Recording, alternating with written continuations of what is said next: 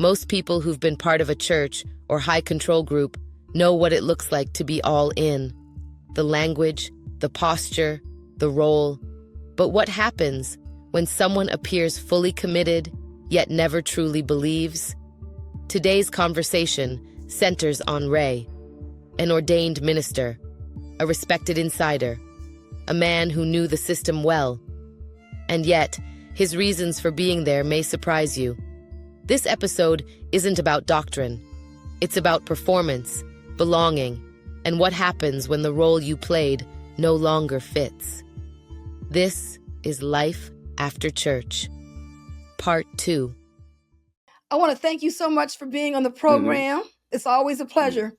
So, when we talked and, I got to learn a little bit about your story and just, learning about you growing up in the church and, becoming an ordained minister at 21. Right. And then you were helping me to appreciate I was never a believer. Right. And I'm sitting there thinking to myself, oh my goodness, I grew up in my religion and I knew what that meant, believing in something, maybe not always understanding it, but you said you were never a believer. Can you help us understand, what you were going through and how you were able to connect dots later on to come to the conclusion of how you feel about church and belief systems?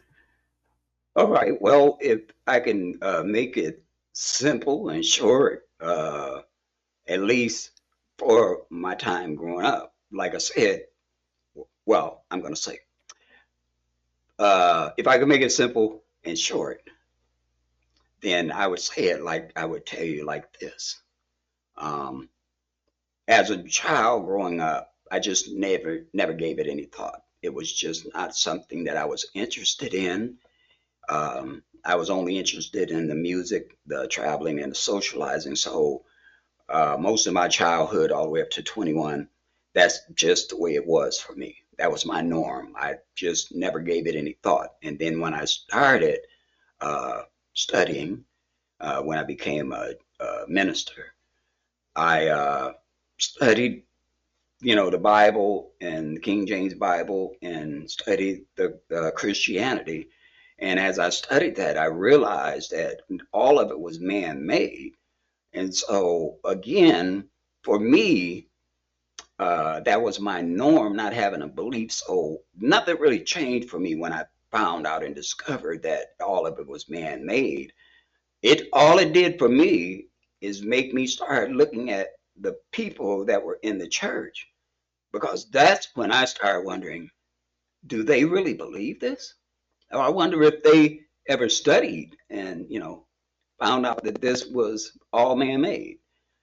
But that came along probably, I started thinking about that after 1998. And I started really almost doing like a lab study. Every time I went to church, I would sit there and I would look at the people, watch them and observe them as I was playing my guitar, or, when the preacher was preaching a sermon, I would sit there and just look around at the audience, and I would wonder if the people actually believed what they were hearing. And so, I did that for quite a few years, just observing. And when it really dawned on me that some of these people actually believe this. And it was strange to me, one, because I've never had a belief. I mean, I don't know what it feels like to believe. I mean, to me, that would be just like we don't know what it's like to have two more arms, because we never had them. So I never had a belief. So I don't know what it feels like to have a belief. And so for me, I just would come to church and I would sit there, and it was just intriguing to me. The more I studied and the more I researched, and then, come to church, and I would just sit there and just watch the people. And, it mesmerized me for a long time. I would go to our conventions, because then there were even more people, and I was a guitarist in our national choir. So I would sit there after the songs and everything. And when the preacher was up, I would just scan the audience, just looking, wondering if there was anybody else out there that was like me. And so I would just kind of watch people's faces and watch their expressions while the preacher was preaching. And so sometimes I would see people and they would make these faces. They would go and be shaking their head and be like doing stuff like that. And so those would be the people that I would try to catch up with after church, and at least get a chance to have a brief conversation with them. And I would ask them, I saw you when you were when the preacher said this, and you made that face. And I said, what were you thinking when he said it? And they would laugh, and they would go ahead and tell me. Most of them would tell me what they were thinking. And so that's when I started realizing that not everybody believes this, because I actually found my tribe by doing that, by asking questions. And then I found people that they said, man, I ain't never believed this stuff. They were just there because they were born in it. It's the culture they were born in. The same way with me. Wow. What made you start doing your research? What made you want to research it? Well, what made me start researching was when my pastor was preaching one time, and he triggered a memory from my childhood that we had a conversation about the Bible. But he triggered that memory, and it made me want to start researching because he impressed me with his knowledge. He was talking about all these different Bibles, and I only knew of two Bibles, the King James version and the Gideon Bible. And so that made me really want to study, because I wanted to find out who King James was, and I wanted to find out why his Bible was so important to our church. So that really got me into it. And, it just spiraled. As I got into it, I just kept going back and back. And I learned about the Church of England, and then back to Christianity and everything. So that's really what made me start. So. Okay. Because, it's just really interesting to hear someone from another religious background talk about research.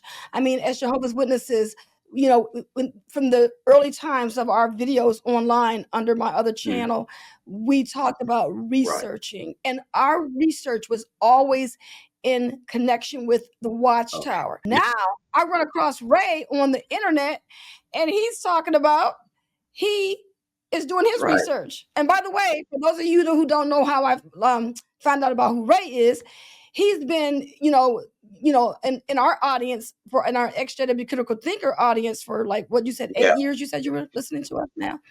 And so then, we got a chance to, you commented on one of my videos on hidden struggles, and then it led us to doing this video together to kind of like talk about, our experiences and comparing his religion to my religion. Here's one thing I would like to say to people. We all are living in this world, and a lot of times it's like tunnel vision. We're trying to survive. We're busy.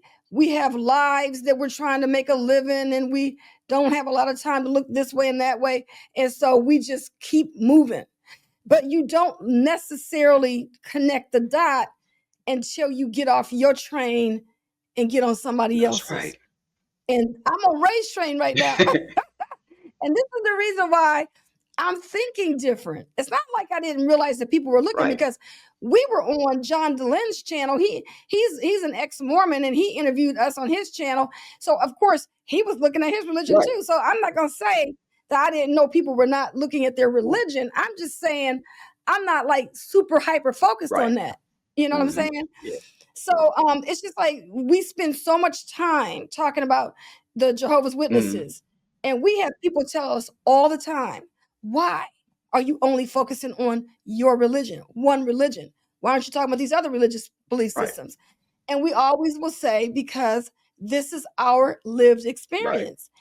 And so that's why Hidden Struggles, this is what this platform is all about. It allows people to come and share their own personal struggles and what they've been through. And this is a nice, safe space for that. And so that's why on this channel, I'm doing more of that. Mhm. I'll be doing more of that in the Right. future, just talking about other religious belief systems as Yeah. well. So, Ray, share your struggles with the audience. Okay.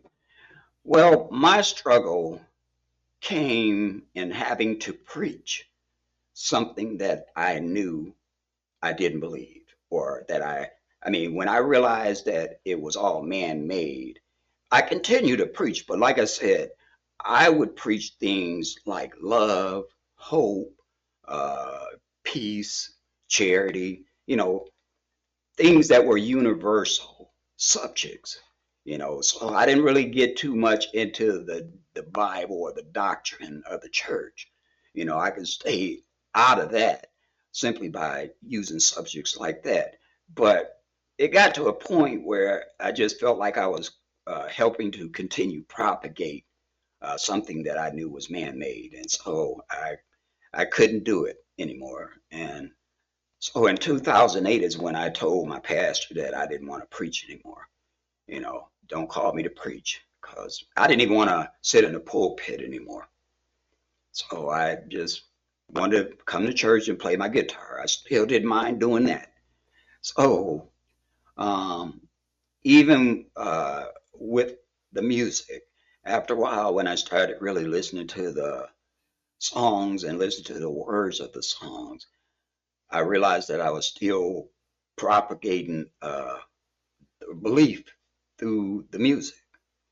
And I didn't want to propagate something that I knew was man-made. I mean, it really had no substance to it for me.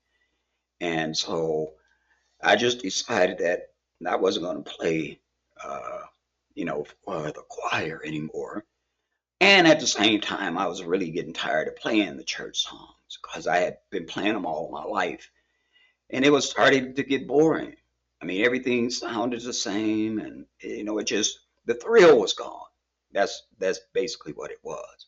The thrill was gone, and then even with just the socializing, all the glues that held me there. I'm talking about the music, the socializing, and the traveling.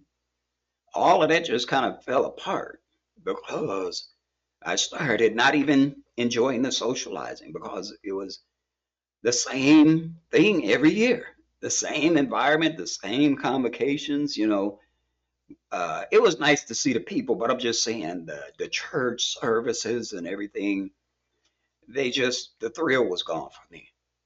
And so that was a struggle until I decided that, hey, well, let me say this too. Now, My wife, my wife joined the church. And I'm just telling you this. You don't have to put it in if you don't want to. But my wife joined the church, and she joined the church before we got married, and then we got married, and so forth. And then in 2022, she was in Texas visiting my kids and the grandkids, and she called me and she told me that she was quitting the church. And I said, "What?" I said, "You're kidding me." She said, "No, I'm serious." She said, "I'm quitting." And so she actually quit long before I did my video, my intro video where I excommunicated the church. She was, yeah, she quit. Yeah, in Well, wait a minute 2022. now. So, you said in 2008 you Uh-huh. decided you did not want to belong to the church anymore, but you No, have no, not, huh? I decided that I didn't want to preach anymore. Okay. So in 2008 you decided not to Mhm. preach anymore. So what Uh, did your wife think about that? well, she didn't think nothing of it. She didn't even ask me why. I mean, actually, the pastor didn't even ask me why. I just told him that I didn't want to preach anymore. And he just said, all right, all right.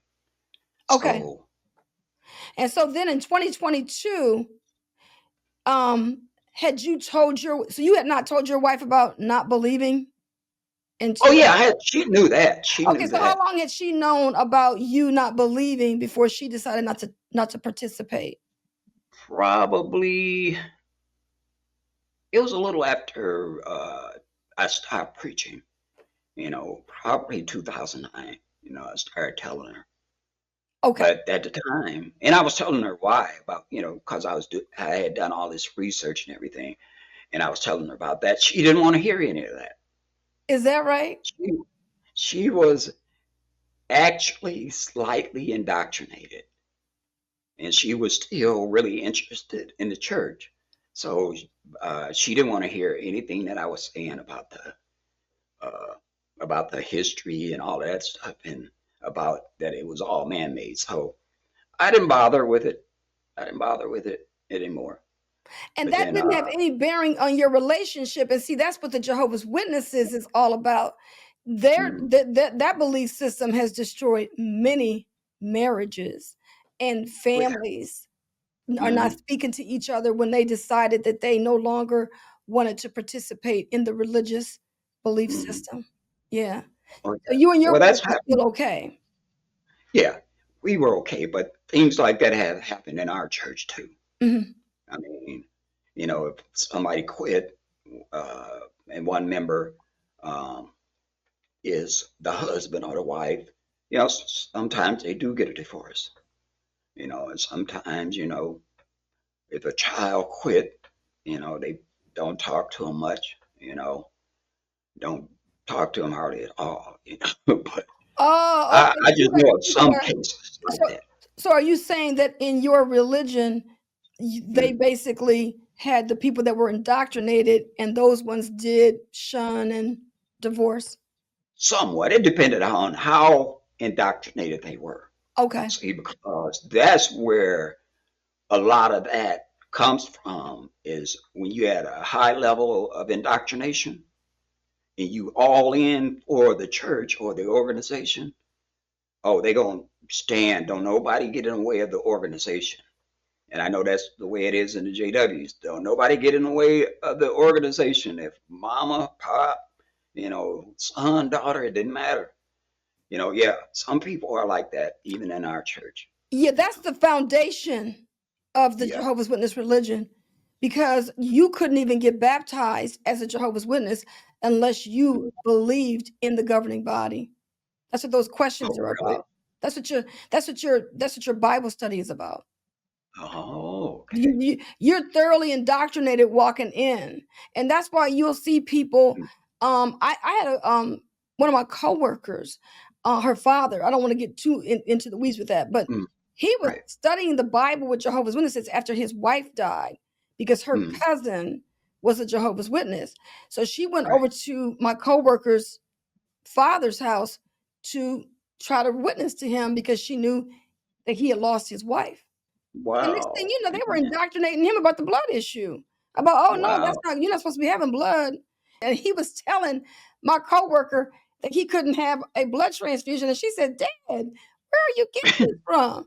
So I mean, Wow. when I tell you, that's why, you can't just let your children go to the Jehovah's Witness religion because they will be indoctrinated like that. They don't mess Wow. around. They don't mess around.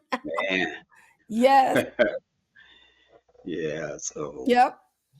So, so but you were fortunate but see, the thing is, you said that your wife was partially indoctrinated, and then you mm, also stated that, she did not want to hear about your research. So that right right. there, says a little something about Yeah. your It does. church. Yeah. So yeah, they had got to her a little bit, Hmm. Yeah. but she was good. And once she resigned her membership, I mean, she took it all off. She took off all the doctrine or everything. She don't even want to hear about it no more. Hmm. I mean, she's not really interested in what's going on with the organization or anything. She's just enjoying her life. I mean, Okay. right, like say right now, she's over in Panama. She over there vacationing with her sister. So, Well, let me which ask is you this. something. What about her friends? Did you guys live with your friends when you left? Yeah, we did some. I mean, and some family. Did you say did we lose some? Yeah. Yeah. Oh yeah. Yeah. I mean, but here's the thing. I think that they understand, but at the same time, they were just kind of shocked and hurt, you know, Hmm. uh, more so with her, more so with her, because actually I had started posting some of the research that I did on Facebook back in 2016. I started posting stuff about religion and everything, and yeah, the friendship started drying up, you know, over time because people couldn't understand why I was sharing this type of information, you know, and for some reason, even if it's world history, they think, you know, some of them felt like it was against the church, you know. But I'm just talking about King James, the King of England, and you know, they felt like, you know, I'm attacking the church or something like some of them, not all of them. But you had those that were really unsettled by it. And, you know, they would get in my comments and, you know, make all of these different comments. And to myself, I'm just thinking, I'm just sharing history. That's all I'm sharing. What is people getting upset about? Why are they getting angry? Because I'm sharing history and then sharing my thoughts about the history. That's all I was really doing. It wasn't against the church or anything. I'm trying to share it with people that might be interested too, you know, because I know there are other people out there just like me that love history, you know, and those that did, you know, they would inbox me and tell me, Ray, don't pay no attention to them. They don't understand what you're doing, you know. So I but totally yeah, we understand got what you're saying. I totally understand what you're saying. And not only that, but did they unfriend you on Facebook and social media? yes, Mhm. yes, some of them. I mean, they had a group called My Spiritual Family Group, and the day that I put out my introduction video, I think they unfriended me because the next day I got on there and you know how it's usually on the sidebar, and I looked and it wasn't there. And I said, "Oh, they deleted me already." Oh my goodness. But the thing is, I didn't remove anybody from my Facebook friend list at all, except for those people that kept getting into the comments, you know, making comments without really understanding what I was doing, you know, just sharing my opinion or my thoughts on stuff. And that's what your page is for. You should be able to express your opinion and everything. Uh, but and I used to tell a lot of them, you know, if you don't really like what I'm posting, just keep scrolling, just keep on, you know. But it's very hard for a lot of them to do that. Yeah. Well, my next question would be is what is the hope that your church puts out? Because as a Jehovah's Witness, there is definitely a hope, and that hope is the majority of the people are going to be living on a paradise earth. And so what Mhm, that means is if I go out and start talking to, current members of that Jehovah's Witness religion, telling them like mhm. what we're doing on the internet now, Right. you're Mhm. you're destroying their hope of this paradise earth, and they don't want to have nothing to do with that. When you post Uh, information about your right. research, about Mhm. what you're saying about the church, Right. what type of a hope are you possibly destroying for the congregants? They would probably feel like I am destroying the church more than their hope. I mean, because the church is their hope. Mhm. All right. So, um, as far as eternal life or anything like that, they're not, I don't think they're concerned about that. They're concerned more about, you know, the reputation of the church and the way the church is represented, you know, on some of my videos. But I really, I haven't bashed the church at all. All I've done is shared my experience, you know, as a member of the Supreme Council of the House of Jacob for 65 years, you know, and I'm entitled to share my experience, you know. So, and that's all I've been doing. Now, this is what I say. Usually, to some of the people, because I've talked to some people that don't approve of what I'm doing. So some of them, I tell them, look, I understand how you feel and everything, but as I've told people before, if you don't like my content, you can just keep scrolling. I mean, it's not that hard. But if you choose to watch it and then you feel some kind of way, that's self-inflicted because you chose to watch it. So I didn't force you to watch it. I didn't make you watch it. You chose to watch it. So when you make that choice, whatever way you feel, you brought that on yourself. It ain't if I see stuff that I'm not interested in, I keep going. I just keep scrolling.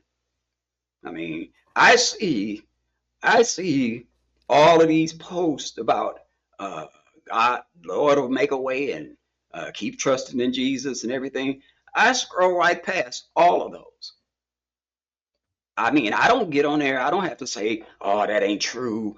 Y'all just being fooled or something." I don't have to say that. If I see it, I just keep on scrolling. They can say whatever they want to say. They can post whatever they want to post. See, I'm a fair person. I try to be. Yeah. And And so, see, and here's the thing, you gotta remember that during the dark ages and stuff like that, mm, religion, you had to believe, oh and yeah, if you did not believe in the Bible, I mean, I didn't do a whole lot of research, but remember when women were accused of being witches, and yep, if they would go, and so what they would do is they would go take them and drown them, and if they did not die, then they were not considered, oh, they were considered a witch, right? yeah, But everybody always died because they were really not a witch, and stuff like that. So, yeah, and so people have all these what do you call that, superstitions. And I mean, right. a lot of humans are really, you know, Mm, um inundated with superstitions. And one thing that nobody mm. messes with is God and Jesus. Those are two individuals you don't mess with. And I'm saying two individuals because as a Right. Jehovah's Witness, I was taught that they're not the same. But I know does your religion Mm. teach that they're the same, or they teach that they're two separate They individuals? said, teacher, that the Father, the Son, and the Holy Ghost, they all one. Okay, yeah. And see, we So, as I grew up not believing in a Trinity, and mhm. so, for people who don't realize why I said they were two different individuals, that's why, Right, so yeah. right. So people don't mess with them. They don't mess with God. They don't mess with that, you know. And so when people come out and start talking about what they feel and what they believe, or if they don't believe, then Mm, that becomes a touchy subject. Now, the people in your congregation that you said that you talked to, right. how do they, deal with their life now? Are they still going to church and just like I think I saw one of your videos, and you said that somebody was a PMO, physically Right. in, mentally out, and that's what Jehovah's Yeah. Witnesses are too. So, do you guys Mhm. have a lot of PMOs in your congregation, I your think church? they do. I think they do. Like I said, I've met a lot of people that have no belief. I've met a lot of people that they're kind of in, kind of out, and Mhm. then like with the PBs, those are fully in. They all on board with it. But you know, you had said something just a few minutes ago about superstition. Mhm. And I just want to interject this. That's what religion is, superstition. If you look up the word superstition, it'll tell you that it's a credulous belief in a deity or a god. So, I mean, and I learned this actually from one of my pastors up in Minnesota. He had preached a sermon and he was talking about, I forget what the scripture was, is when Paul was in uh, he was with the Greeks, Athens. In Athens, he said, "I perceive that in all things ye are superstitious, because they were worshiping a god, an unknown god. They didn't even know who the god was, but they was worshiping. So they were just saying." And he explained that the word superstition meant that it was a credulous belief in a god or a deity. And so that's what religion is, a superstition. I mean, and As a matter of fact, you have to actually use your own imagination. You have to imagine God. You do yourself. I mean, can't nobody do that for you. And everybody has their own version of God. So, you know, we don't have any physical description, you know. Yeah, Europeans tried to give us the image of the God, a white God with the long beard and, even of Jesus. But, you have to use your imagination to imagine God. And that's just real. I mean, Hmm. I'm not lying about that. I'm not making up anything. You actually have to use your imagination. So, uh, and that's why religion taps into that, and they use it very well. You know, they give Well, yeah, you, there's a lot of fear. yeah, yeah. So, I know but our religion teaches it. I mean, to be a Jehovah's Witness, you're always constantly in fear of something. mm, Hmm. well, see, I don't know. Maybe some people are in our church, but I never got the sense that they preached it in a fear factor way. Like I said, some people did. They did the fire and brimstone, but for the most part, I think it was a kind of balance, I should say. You had some that preached it, some that didn't, you know, some that all they preached was encouraging, uplifting sermons. So, Hmm. and that's the realm I tried to stay in, you know, because I knew the rest of it. I didn't believe it anyway. So, so Well, yeah, I totally get what you're saying because see, the reason why we were in such fear is because in mm, order to get to Armageddon, to get to this paradise, we had to mm, go through what's called a great tribulation. And so the great mm, tribulation is going to be very, very bad for people. And I remember right. being a kid saying, I don't want to go through that. I did not Mm. want Armageddon to come because I knew that they would say, woe to the pregnant woman because things were going to be Wow. hard for you. Da, da, da, da. And it was just a very scary time that you had to go through. And you would just Wow. be so afraid of what could happen. And I used to ask my Mm, mom, oh my God, what's going to happen to us if if we got to go through this? mm. And what if I get separated from you and I won't be able to make it? And they're torturing me. And this, I mean, you just in your mind, you could just conjure up so much. Yeah, I was just saying that that just shows you how much they got in your head. Now they got you using your imagination, you know. So the indoctrination is strong for some people that they will imagine the worst. I mean, that will be something that gets embedded in them, and that will be their fear for their entire life, So, but that's one of the reasons why I'm glad that I never got a, a belief. I don't think I would have ever got one anyway, because even as a kid, when I would hear some of the stuff that they were saying about God, I was like, man, I can't see no God, I can't hear no God, I can't touch no God. So I didn't even worry about God. That was just my attitude as a child.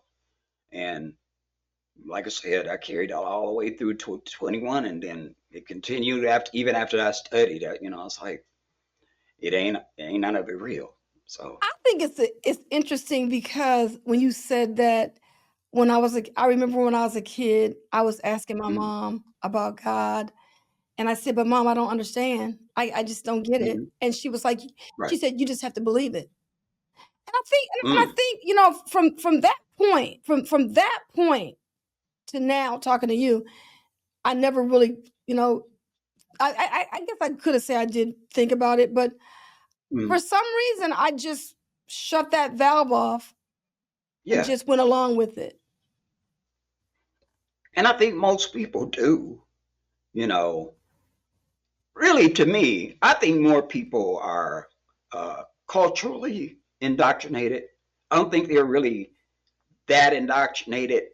Um, I think there's less people that are indoctrinated than they are indoctrinated, you know.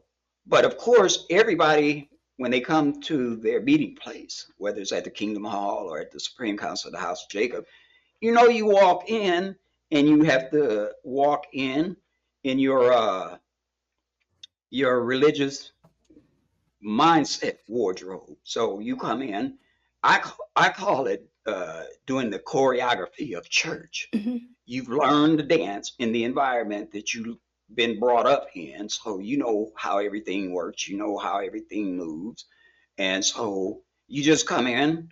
Some people would say people put their mask on when they come to church, and I would agree with that because to me, church is like a theater, and everybody gets to come there and play a part. They get to come there and play their part, uh, especially in the service when you're there with the people. So that's just my thoughts. That's a good point because I'm gonna tell you, working in the workplace, Hmm.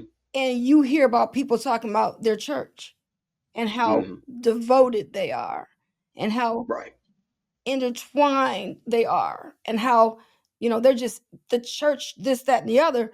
And those same people can be the nastiest people to work for. And they're Yep. like sending people to you know going to a therapist or whatever. I mean, you trying to keep your sanity, whatever. And this person is the worst person in the office, and they're so devoted to God. Yeah. And to me, it's Yeah. like, well, there's no God like anything in your personality. You're not God like, you're not Hmm. even Christ like, and it's like, Right. but you have this esteem about your religion, your faith, and all this kind of stuff. But you're the worst Hmm. person that's in this room right now, you know? Right. So Yeah. obviously they don't believe. You know what I'm saying? No. No, they don't. I mean, a lot of people, if they actually believed in God, they wouldn't do some of the things that they do. You know, they're Yeah. not afraid to uh, cuss somebody out. They're not afraid to commit adultery or fornication. You know, so I don't think they believe in God either. You know, Hmm. so and not saying that you people wouldn't do that even if they didn't believe in God, because people just gonna be human wherever they are anyway. So, but Not if they're yeah, practicing, not if they're practicing adultery, not if they have a side piece right. and they've been having this relationship for 20 plus years. That ain't no Mm. that ain't no human imperfection. That's a practical of sin. You know what I'm saying? I'm just saying, Well, that's what they call it. Yeah. they just there going through the motions because they feel like. And I think that church is like a fraternity for people, or a sorority, because you Yeah. will see people that go to college and they'll pledge at these different fraternities and sororities and things like that. And then Hmm. I remember years ago when I used to do my resume, and of course I didn't go to college out of high school, so I didn't pledge in any of those groups. But I used to hear people Right. talking about it, and they would talk about how they would put their sorority name on the resume, and it would get flagged, and they would get a chance to get a job based on their soror or whatever. It's the Hmm. same thing with church. Once people Right. find out that you belong to this church, now you got business going on, networking opportunities and things like that. Hmm. People got, I Right. mean, at the job that I just retired from, people were Hmm. getting jobs because they belonged to somebody's church in the office, and Hmm. that's how they got these Right. jobs. And so Oh people, yeah. they understand that. And in the black church, that was something that people thrived on, and we survived throughout the years, is because Right. that's how we made it, was through the church. Yeah. And so Hmm. a lot of people, like you said, they could be there not really believing, but they know they Right. gotta be there to survive, you know?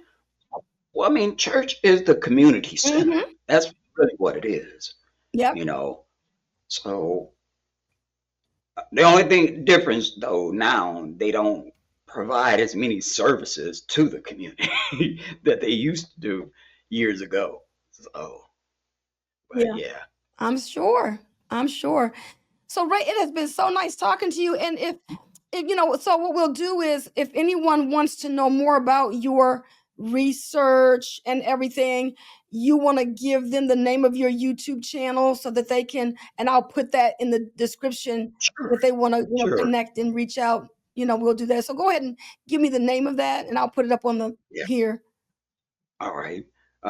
You can reach me or you can connect with me at Ray the XHOJ, and that's RAYEX hyphen HOJ. So, yeah. And before we go, I just want to say one last thing, if you don't That's mind. fine.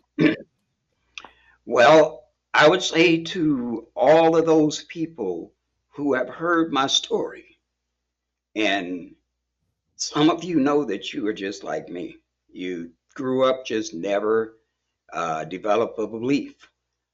So all I want to say to you is come out wherever you are. Don't matter what church you're in, let people know that you exist. I mean, hey, we're there. Whether they want us there or not, we've always been there. The same church or religious organization that you've been in all your life, the same kind of people like me have been there all their life. So it's not anything unique or unusual. Non-believers have always been there.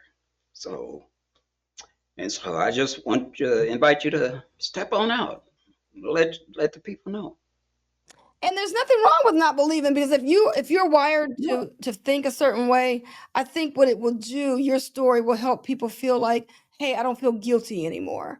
Because, Right. no one can make you read anything and then that would capture your beliefs to go along with it or not. And I just Mhm. feel like when I was in my religion, you were always feeling guilty because Mhm. you didn't always agree with the Right. things that the leadership is putting out. And Mhm. it's okay to be different, you know? Right. We're all Exactly. different.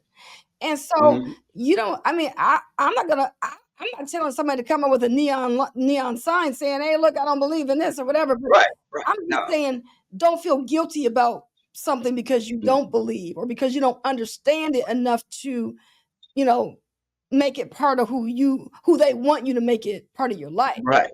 That's all I'm Exactly. saying. Yeah. It's okay to be it's okay to be different as Mhm. people are, Yeah.